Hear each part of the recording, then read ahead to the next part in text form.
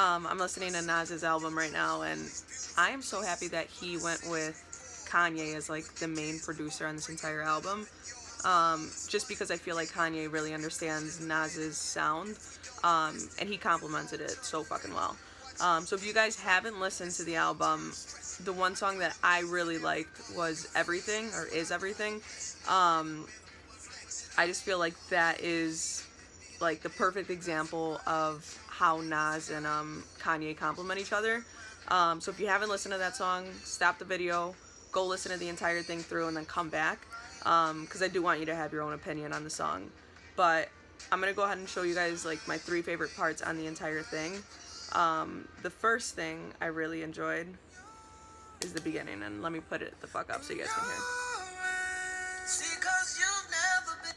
Okay, I'm gonna start that over.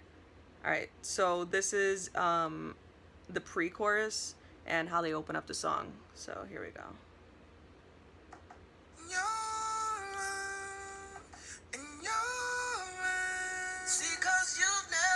Same as anyone else. Don't think the same as everyone else.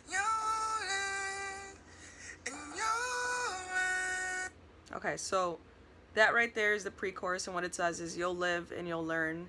See, because you've never been the same as anyone else. Don't think the same as everyone else. You'll live and you'll learn. I think that's such a powerful message and a great way to start off the song. And I like that they both got on this, and the Dream's on this too, and he fucking killed it. But he always kills it. But I think Nas and Kanye are both known for being like outspoken, and a lot of people see them as like those are the angry rappers, you know. So I feel like that was like the perfect message for them. Now the chorus, like I honestly love Kanye's melodies for like most of his choruses. I think if Nas would have done this chorus himself, I don't think the song would have had the same effect, just because he doesn't think, and this is my opinion, I don't think he thinks as melodically as Kanye does. And I think that's the problem with a lot of like old school rappers. But they did a great job on this. So this is the chorus right here.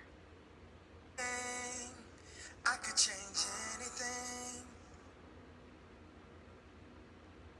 If I changed anything, I mean anything, I would change everything.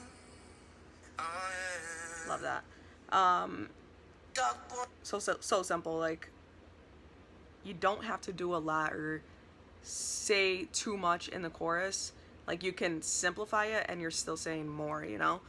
So he says, if I had everything, I could change anything. If I changed anything, I mean anything, I would change everything.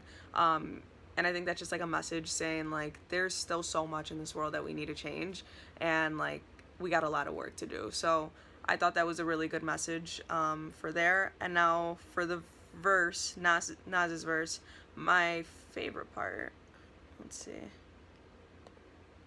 is this right here.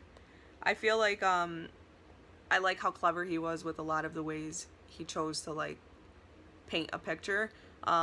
He used a lot of like similes, and I don't know, it just, instead of saying so much with words, like you just paint the picture so easily and you're getting a lot more across. So this is in this first verse, the last part of it, like the last 4 lines. Here. I'm a scholar in almanac.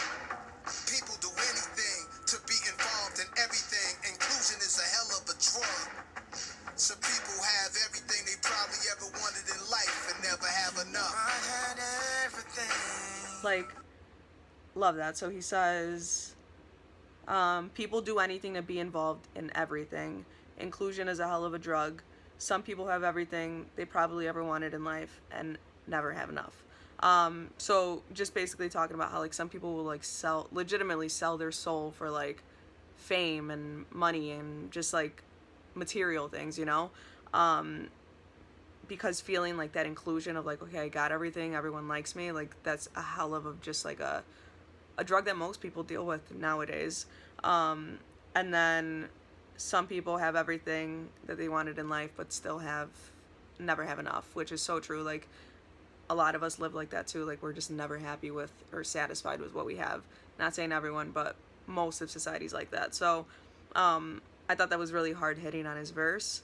Now my one critique on the song, and don't jump down my throat, because you guys have been going ham, but when, so I liked everything up to the second verse and then coming in with that chorus. I feel like if they just would have cut out that third verse, even though he did say some really good stuff in there, I just felt like the song was too long. So if he would have cut that third verse, it would have been more of like an impactful song. I always preach doing less is more. So I just feel like in the third verse, I found myself tuning out because I just thought it should be over by now. So that's my only critique on the song. But overall, I think they did a sick job. And I always like to hear like old hip hop legends come back and start working on new stuff, just because it kind of just reminds you that like hip hop isn't just for young people, it's for anyone, you know. So I really like that, and I don't know, I think it's important to see the greats out there, you know, just to kind of remind you what hip hop is about, or where it started. So overall, I'd give that song, if they would have cut the third verse, it would have a higher rating, but I'd give that song a 7.5 out of 10. Which in my opinion, I think is a good rating.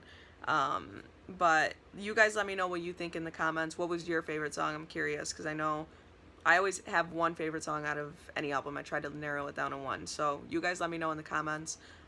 Subscribe below and go follow my Instagram.